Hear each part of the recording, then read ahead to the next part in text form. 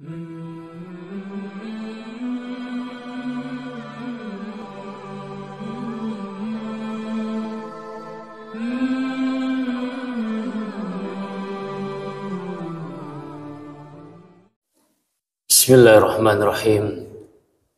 Assalamualaikum warahmatullahi wabarakatuh. Alhamdulillahi rabbil alamin. Adada khalqihi wa ridha nafsi wa zinata arsyihi wa midada kalimatih. Asyhadu an la ilaha illallah wa asyhadu anna Muhammadar Rasulullah. Allahumma shalli ala sayyidina Muhammad wa ala alihi wa ashabi ajmain. Amma ba'du. Jamaah salat subuh, bapak-bapak, ibu-ibu yang berbahagia. Alhamdulillah, pada kesempatan kali ini, di pagi hari ini, kita bisa menunaikan ibadah salat subuh berjamaah.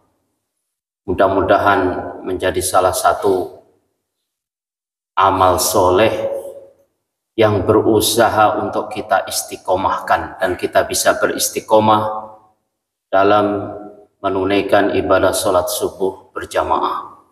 Amin.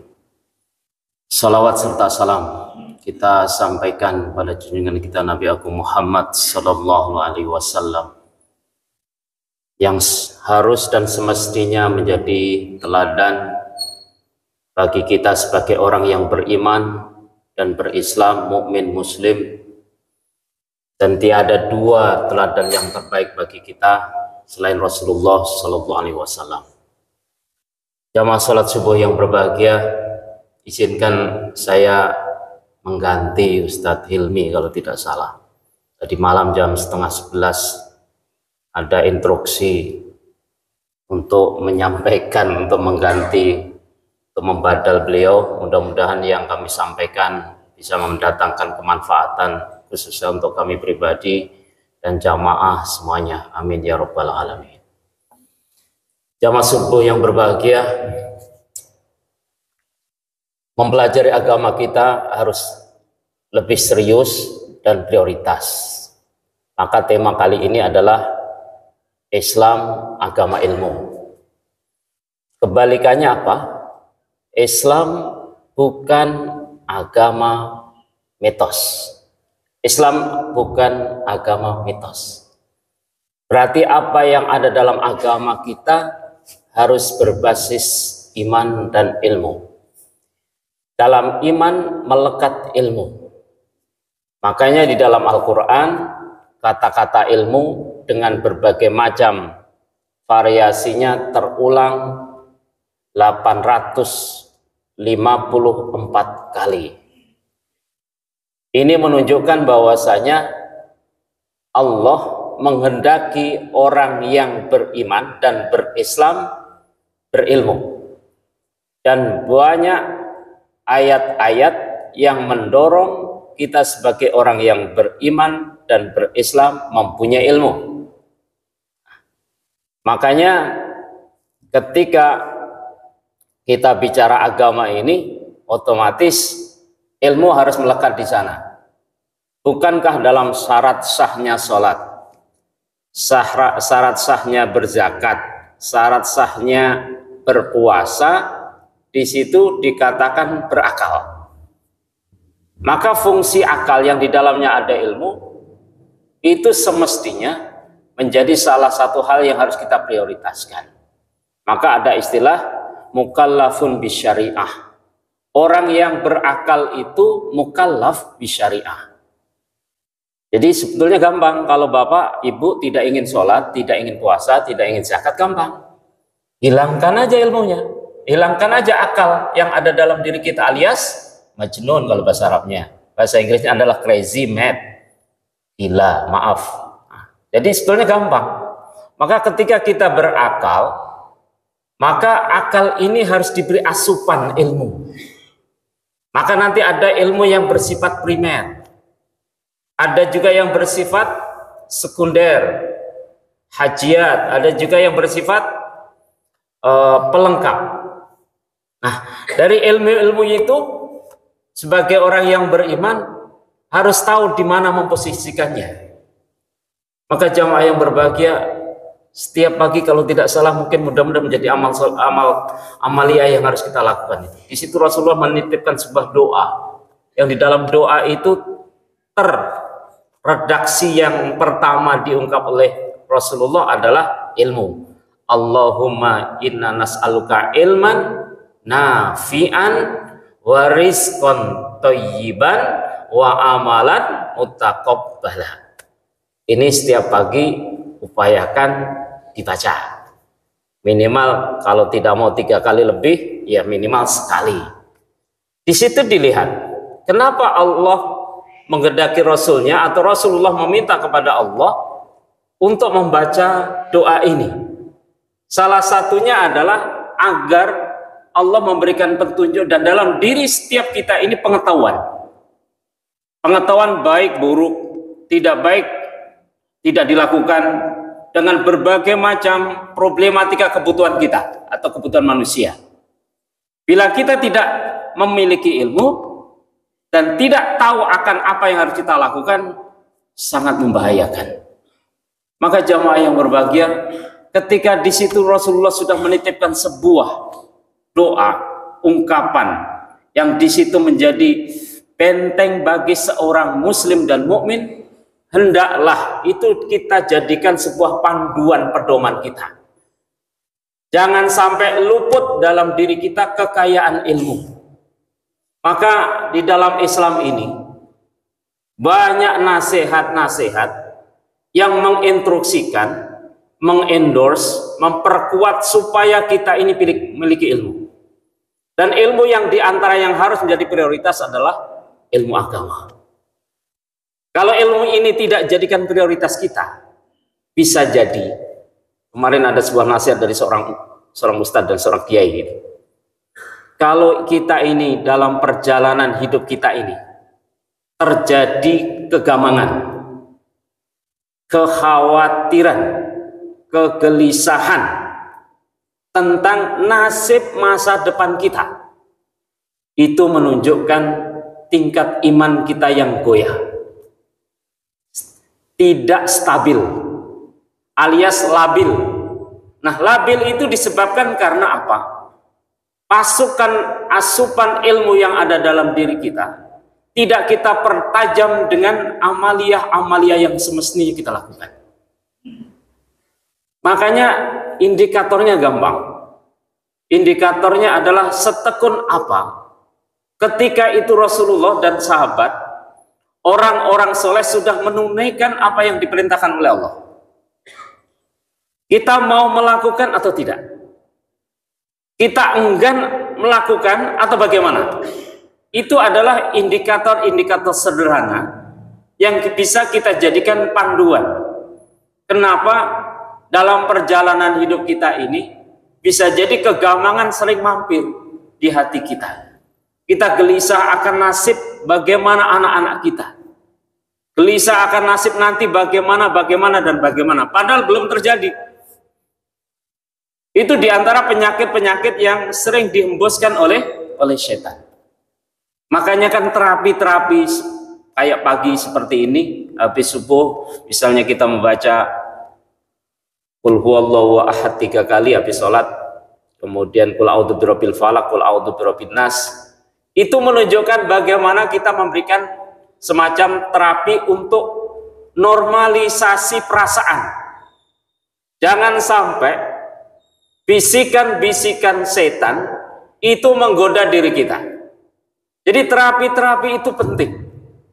Jangan sampai kita sebagai orang yang beriman kepada Allah, berislam, sering digoyahkan, dibisikkan oleh godaan-godaan setan yang itu timbul bisa jadi karena pikiran-pikiran kita yang tidak jelas.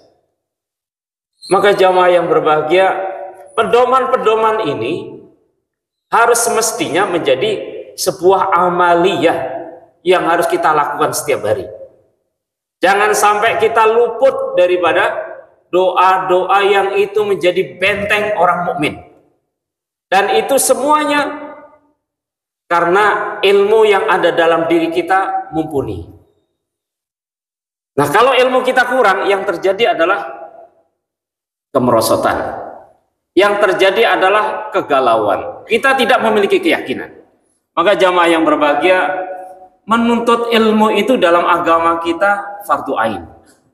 Makanya kan sering itu kalau di dalam hadis dikatakan man kharaja fi talabil ilmi fa huwa fi sabilillah hatta yarji'ah. Ini hadis yang kami dulu belajar pesantren sering disuruh untuk memahami lebih serius. Karena di situ sesuatu itu kalau dipahami dengan penuh dengan kesadaran itu akan bisa menjadi motivasi tersendiri.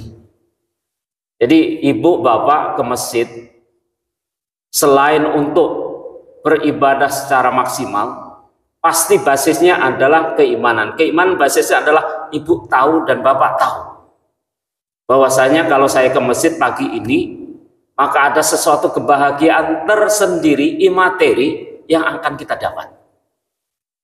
Jadi ini pendorong. Tapi alih-alih sekarang hadis ini bisa jadi terdengar ketika pelajaran-pelajaran yang berbau atau bersifat keagamaan. Padahal di situ Nabi tidak mengkotomikan atau membeda-bedakan ini ilmu agama atau ilmu sekunder atau ilmu-ilmu yang pelengkap. Semua ilmu yang itu akan mendatangkan manfaat bagi kita. Makanya suatu ketika saya bertanya kepada jamaah itu ketika isi pengajian, kira-kira ada tidak di antara ibu dan bapak ketika melangkahkan keluar dari rumah berniat, ya Allah, aku ingin mencari ilmu, bila engkau ingin memanggilku saat ini juga, saya ikhlas. Artinya apa? Ketika keluar rumah bisa jadi sesuatu yang tidak dikehendaki terjadi, kemudian kita meninggal, kita berniat, maka jaminan di situ adalah syahid. Jaminan di situ adalah syahid. Ketika syahid jaminannya adalah surganya Allah. Artinya apa? Artinya di situ ada kesungguhan yang semestinya tertanam dalam ranah kita, mindset kita, bahwasanya mencari ilmu itu adalah sebuah kemuliaan. Nah, kemuliaan itu semestinya harus menjadi sebuah prioritas utama. Dan itu mulai sekarang harus tertanam dalam diri kita. Dalam anak-anak kita bahwasanya jangan main-main, jangan tidak fokus ketika belajar. Karena apa? Endingnya kalau kita tidak fokus dalam belajar, kita tidak mendapatkan apa yang kita kehendaki. Maka jamaah yang berbahagia, begitu besarnya agama ini memberikan porsi tentang orang-orang yang alim, orang-orang yang berilmu. Makanya kan dikatakan juga, laulal ilmu lakanan nasu kalbahaim. Sering kita dengar itu. Seandainya manusia itu tidak memiliki ilmu, maaf, dia seperti binatang. Saya yakin kita tidak mau seperti itu. Berarti kita pengen kita wujudnya manusia. Nah, supaya wujud manusia ini seperti yang dikehendaki oleh Allah, maka ketekunan, kerajinan kita mencari ilmu itu mutlak tidak bisa ditawar. Makanya kita harus punya waktu-waktu khusus, waktu-waktu yang di situ kita mentelaah, mutolaah kalau dalam bahasa Arabnya itu, membaca. Kalau bapak-bapak dan ibu-ibu minimal ada buku tafsir di rumah, minimal ada buku fikih di rumah, minimal ada buku-buku agama yang di situ habis maghrib sampai isya kita membaca itu. Kita mentelaah itu supaya apa? Pengetahuan kita ini bertambah. Sering saya sindir-sindir juga, sering saya sampaikan juga, jangan sampai usia yang Allah berikan kepada kita, sujud kita aja masih tidak seperti sujud yang dikehendaki oleh Allah, dikehendaki oleh Rasul, atau dicontohkan oleh Rasul. Hidung kita tidak bisa nempel. Gerakan-gerakan sholat kita bisa jadi, maaf, jangan sampai mendahului imam. Allahu Akbar baru bergerak. Sami Allahu liman hamidah, hamidah baru bergerak. Jangan sampai bersamaan. Karena makmum harus ilmunya punya juga. Jangan sampai juga duduk kita juga tidak seperti yang dicontohkan oleh Rasul. Jadi ini ilmu basic, sederhana, tapi di situ pengaruhnya besar.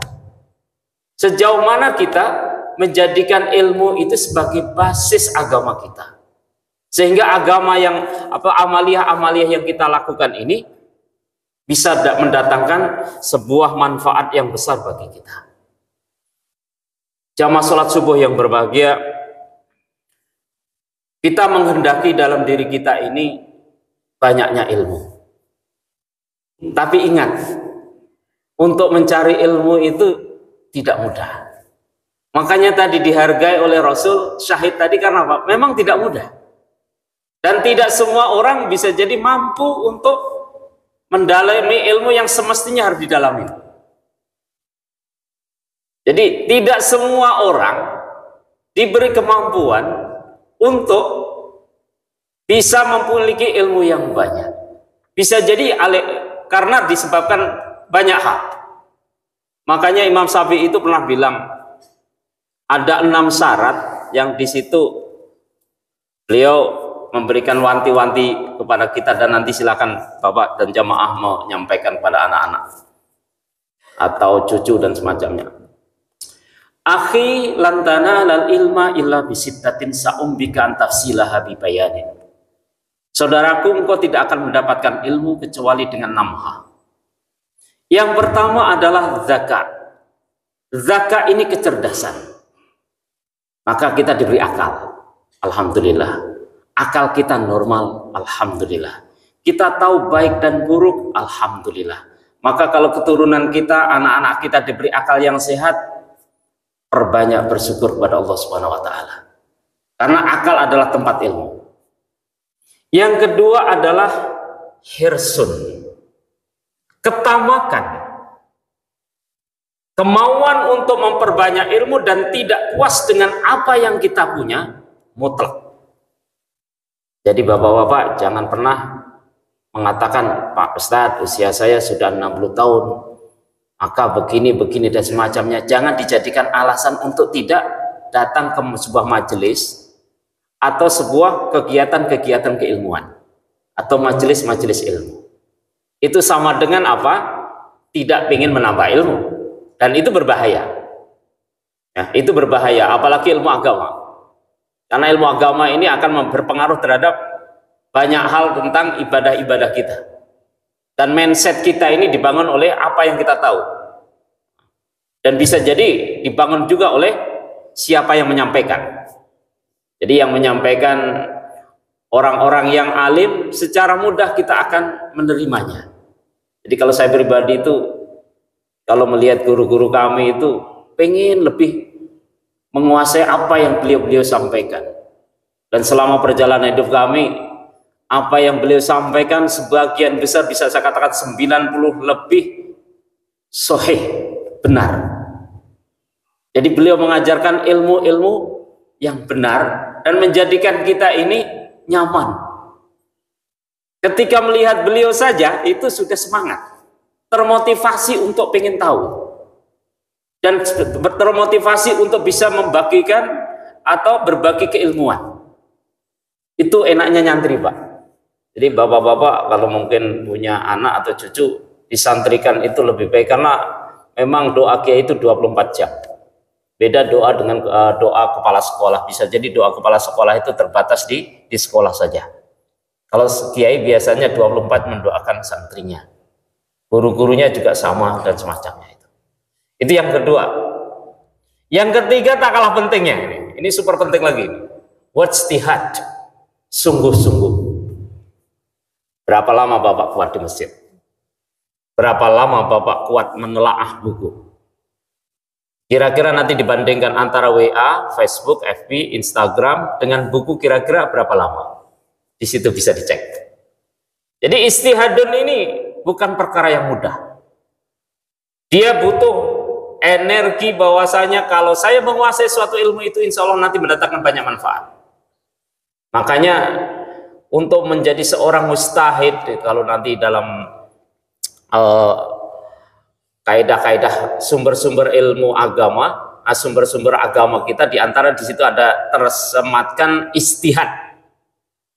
Jadi setelah Al-Quran, hadis, yang ketiga adalah istihad.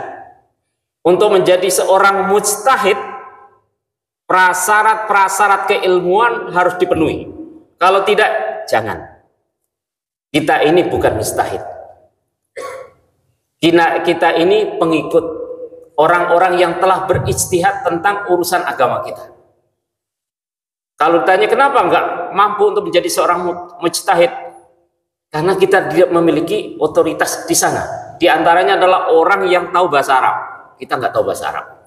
Bisa membaca Quran juga masih banyak yang bermasalah dan semacamnya. Jadi istihad ini harganya juga mahal. Jadi bapak, ibu di masjid itu harganya mahal.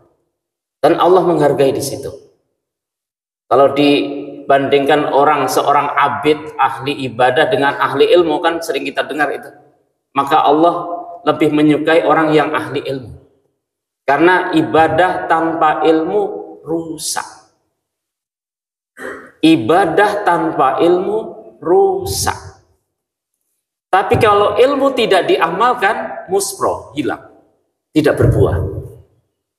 Jadi ketika kita sudah mencari ilmu itu susah, tidak mudah, maka harganya mahal. Nah, harga mahal itulah yang dihargai oleh Allah, kesungguhan kita ini. Makanya kalau kita mendirikan, kalau nggak salah tadi 12 menit, itu bisa berarti qobliyah subuh, tahiyatul masjid, qobliyah subuh, kemudian di situ mungkin bisa jadi kita pakai sholat-sholat yang lain. Gitu. Kalau kita pengen lebih produktif dalam ibadah, karena memang ada kesempatan. Nah, kesempatan kalau kita memiliki ilmu, maka kita pakai kesempatan itu. Jadi istihad ini sesuatu yang sederhana, tapi pengaruhnya besar. Makanya kalau kami pribadi habis maghrib sampai isya itu jangan berdekatan dengan HP. Sudah berdekatan dengan buku, berdekatan dengan Al-Quran, kita baca di sana. Dan itu didawamkan, rutin. Itulah istiqomah, itulah yang susah bagi kita. Jadi banyak godaan-godaan itu. Nah, yang lain mungkin ada sahabat kami yang menyampaikan, kalau ke masjid itu tidak usah bawa HP. Kalau tidak perlu amat nggak usah bawa HP, apalagi subuh. Udah konsen, fokus untuk menelaah siapa diri kita, mau kemana diri kita, ujung-ujungnya mati. Persiapan mati siap atau tidak? Siap nggak siap, kita harus siap. Supaya siap gimana? Amal apa yang kita bisa jadikan sebuah keunggulan? Adakah yang unggul atau tidak? Ketika kita di masjid, kita gerutu atau tidak? Kita ikhlas atau tidak? Dan masih banyak pertanyaan-pertanyaan di situ bisa kita petani, orang Jawa itu. Kita bisa telusuri. Sejauh mana kita beragama ini? Karena apa? Kalau kita sudah berdekatan dengan HP, yang itu bisa jadi kita salah menggunakannya, hal-hal yang tidak penting juga kata kita bawa ke masjid. Itulah yang kadang-kadang saya kadang heran juga gitu. Maaf, di kampus itu sering tuh, assalamualaikum warahmatullahi wabarakatuh, assalamualaikum, cepet langsung pak. Bukan astagfirullah ya Allah, sholat saya tadi itu seperti apa, nilainya berapa, nggak pernah dihitung-hitung. Jadi yang sibuk adalah assalamualaikum langsung gadget, dan itu bisa jadi sangat-sangat mengganggu kita memproses siapa diri kita.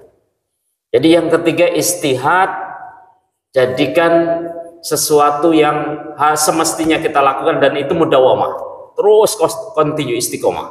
Maka kalau nanti habis maghrib, habis subuh, kalau tidak ada kajian, ngaji setengah juz, minimal seperempat, kalau enggak minimal ya 1 kaca. Jangan sampai hari ini kita tidak ngaji. Tidak ada istilah libur dalam mengaji. Itu yang ketiga. Nah, yang keempat, zirham. Zirham itu biaya. Pesan saya untuk jamaah, kalau kita oleh Allah dikehendaki dan diberi keleluasaan harta, hal-hal yang bersifat gratis jangan diambil. Jangan diambil. Contoh KCP, contoh kartu-kartu yang sekarang berkeliaran itu, kecuali pakai beasiswa ya. Kalau beasiswa itu di situ ada anak kita berusaha untuk mendapatkan dengan keilmuan, dengan kesungguhan dia dapat, itu berbeda. Tapi kalau kegratisan-gratisan sedangkan kita mampu, jangan diambil. Kenapa Ustaz? Nanti keberkahan yang akan didapatkan oleh anak kita dengan ilmunya itu berkurang. Itu nasihat seorang kiai. Itu kurang. Kecuali beasiswa. Kalau beasiswa ada kompetisi, fastabiqul khairat. Dalam beasiswa ada kesungguhan anak untuk memperoleh dengan usaha yang dia lakukan, dengan berbagai macam proses yang harus dilakukan. Maka dirham ini orang tua yang memiliki tanggung jawab kepada pendidikan anak-anak kita wajib mencarinya. Maka gratis-gratis itu sangat membahayakan kalau kita sedang kita diberi kemampuan. Kalau tidak mampu ya beda, itu hukumnya beda lagi. Tapi kalau kita diberi mampu, motor punya, kemudian berbagai macam aksesoris dalam rumah kita banyak, masih juga gratis. Misalnya ya, lebih baik kita berikan kepada orang yang lebih berhak. Pikiran kita ke sana. Nah, pikiran kita ke sana. Jadi dirham ini upayakan dipenuhi. Maka kalau misalnya ke masjid, mungkin tadi ada yang 2.000, ada yang 5.000, ada yang 10.000. Mungkin kita di masjid, suatu masjid, kita maaf uang air kecil dan semacamnya itu jangan sampai kita gratisan. Berilah 2.000. Karena apa? Ya kita berbagi aja. Plus di situ ada hak orang lain yang juga harus kita penuhi. Bukankah kalau kita di rest area pasti bayar? Kenapa kalau di masjid kita pelit? Nah, model-model kayak gitu harus tertanam dalam diri kita. Jangan sampai kita maunya gratisan. Nah, itu. Yang kelima, sohbatul ustad. Jadi harus berkawan dengan orang berilmu. Jadi berkawan dengan orang berilmu itu diantara syarat supaya ilmu kita terus bertambah. Memotivasi diri kita untuk lebih banyak tahu tentang agama kita dan tentang kehidupan. Jangan sampai kita bertambah usia ini, ilmu kita malah decrease itu, menurun. Seharusnya naik. Nah naiknya itu bukan ilmu-ilmu tentang yang bisa jadi tidak mendatangkan kemanfaatan banyak. Jadi makanya kalau orang-orang berilmu itu sekali ngomong itu banyak mutiara-mutiara yang kita dapat. Karena apa? Memang disteril gitu. Dipilih kata. Jadi orang-orang yang sudah mencapai tingkatan alim-alim itu biasanya kalau ngomong gitu banyak hal yang tersirat atau di balik kata-kata atau ungkapan-ungkapan yang beliau sampaikan itu sangat bermakna dan mendalam. Maka sohbatul ustadz ini juga bisa kita lakukan. Maka anak-anak kita juga harus kita pantau sejauh mana memiliki kawan. Jangan sampai kawannya itu kecenderungannya hal-hal yang negatif dilakukan sehingga anak kita terjerumus di sana. Jadi sohbatul ustadz. Nah, yang keenam, yang terakhir, tuluz zaman, waktu yang lama. Jadi kita belajar agama ini lama, sepanjang hidup kita. Ada sebuah nasihat juga di situ dalam syair, utlubil ilma minal mahdi ilal lahdi.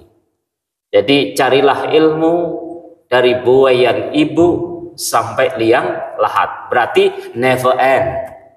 Long life education. Jadi belajar ilmu itu sepanjang hayat kita. Ya, sepanjang hidup Allah memberikan kehidupan kepada kita, di situ semestinya kita terus mencari ilmu, mendulang ilmu, dan mendambakan kita menjadi orang-orang yang alim. Minimal kita tahu agama kita ini lebih banyak. Sehingga sering kami sampaikan juga, minimnya pengetahuan yang kita punya tentang apa yang diperintahkan oleh Allah dan apa yang dilarang oleh Allah itu menjadikan, bisa jadi kalau minim, beban agama. Jadi orang yang mengatakan agama itu beban, salah satunya adalah kurangnya ilmu pengetahuan. Maka jamaah yang berbahagia, di akhir Apa yang harus kami sampaikan? Carilah ilmu sebanyak-banyaknya, terutama ilmu agama kita. Al-Quran itu semuanya ilmu pengetahuan. Ilmu tentang eskatologi. Eskatologi itu ilmu-ilmu tentang keakhiratan. Yang itu hanya bisa disampaikan oleh, yang itu disampaikan oleh para nabi. Nah, para nabi itu diantaranya menyampaikan ini loh, peristiwa-peristiwa, kejadian-kejadian yang akan terjadi dan dialami oleh orang setelah meninggal. Makanya nabi itu berat. Nabi itu mandatnya super berat. Maka sifat-sifat yang melekat pada nabi itu terpenuhi, harus dipenuhi. Kalau tidak, runtuhlah kenabian. Kalau kita tidak mampu ke sana. Nah, maka ketika Nabi sudah menyampaikan seperti itu, wajiblah kita banyak mencari ilmu. Bukankah dalam surat Kahfi, bagaimana Nabi Musa alaihissalam mencari ilmu kepada gurunya Nabi Khidir. Di situ menunjukkan sejauh mana pentingnya ilmu, suatu ilmu bagi seorang manusia. Sedangkan Nabi saja disuruh untuk mengembara, disuruh untuk berdekat-dekatan dengan orang yang bisa jadi tidak dianggap pinter dan tidak dianggap alim. Tapi dari Quran itu memberikan sebuah ilustrasi bagi kita, bahwasanya orang yang sampai level seorang Nabi saja masih mencari. Sedangkan kita ini siapa? Mengatakan diri kita tidak memerlukan dan tidak membutuhkan ilmu pengetahuan. Na'udzubillah min dzalik. Maka ketika ada kajian-kajian dengan berbagai macam variasinya, kalau habis maghrib tidak ada aktivitas di rumah dan tidak ada kegiatan, ke masjid lah. Kalau di masjid ada kajian-kajian, ada pengajian yang di situ insya Allah manfaatnya lebih banyak daripada di rumah. Sekarang kita gerakkan diri kita menjadi seorang yang hijrah untuk mencari ilmu. Jangan sampai usia tua kita malah bisa jadi alasannya, Ustaz, kita sudah tua. Bukan masalah itu. Kita pengen husnul khotimah atau tidak. Syukur-syukur agak ekstrim sedikit. Kita ketika mendengarkan sebuah kajian atau mengajian, kita meninggal. Alhamdulillahirabbil alamin. Asik. Daripada kita di rumah atau di tempat tidur karena sakit. Kalau dipilih-pilih mana Bapak Ibu? Monggo direnungkan. Karena apa? Man kharaja fi talabil ilmi fahuwa fi sabilillahi hatta yarji'a. Ini hadis jelas, rawinya jelas. Monggo dipakai, silahkan dipakai, direnungkan. Maka bersenang-senanglah, bergembiralah, berbahagialah ketika kita dalam sebuah kajian. Karena di situ banyak hal yang bisa kita dapatkan. Minimal, mudah-mudahan kalau Allah menghendaki memang kita meninggal di kajian itu menjadikan wasilah kita untuk mencapai derajat husnul khotimah. Terima kasih apa yang bisa kami sampaikan, mudah-mudahan bermanfaat. Astaghfirukum billahi taufiq wal hidayah. Assalamualaikum warahmatullahi wabarakatuh.